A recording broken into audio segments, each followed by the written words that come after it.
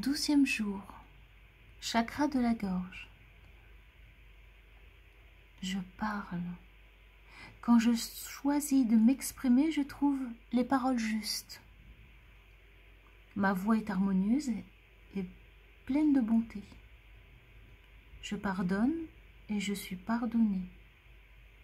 Je m'exprime dans une parole impeccable par laquelle j'offre en partage mes pensées et mes sentiments personnels les plus élevés, comme un témoignage de l'être de conscience, de respect et d'amour que je suis dans l'instant.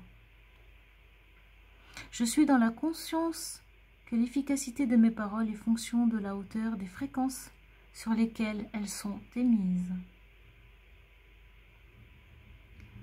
David James Lee disait « Surveille ton désir intérieur, car c'est une conversation avec l'univers. » Nous savons que nos pensées deviennent des paroles. Nos paroles deviennent des actes. Nos actes deviennent des habitudes. Nos habitudes forment notre caractère et notre caractère forme notre destin.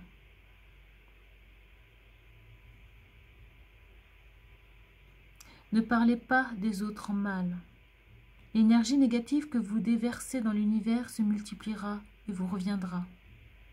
Tout le monde fait des erreurs, et toutes les erreurs peuvent être pardonnées. Les mauvaises pensées causent la maladie de l'esprit, du corps et de l'âme. Sagesse amérindienne. Choisis bien tes mots, car ce sont eux qui créent le monde qui t'entoure.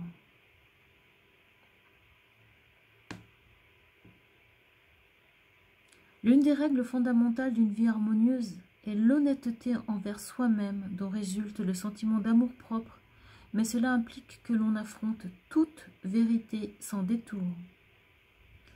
Si nous voulons bien examiner notre comportement avec lucidité, nous y découvrirons le rôle que jouent les situations et les êtres de notre vie, et nous apprendrons le sens du terme compassion.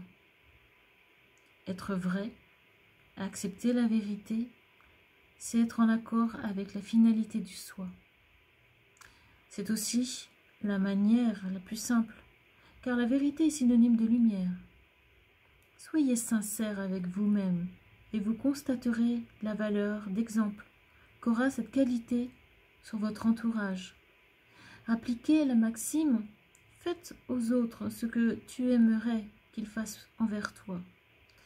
Aujourd'hui, vous regarderez la vérité en face et ferez votre travail honnêtement. Écoutez les réactions du corps.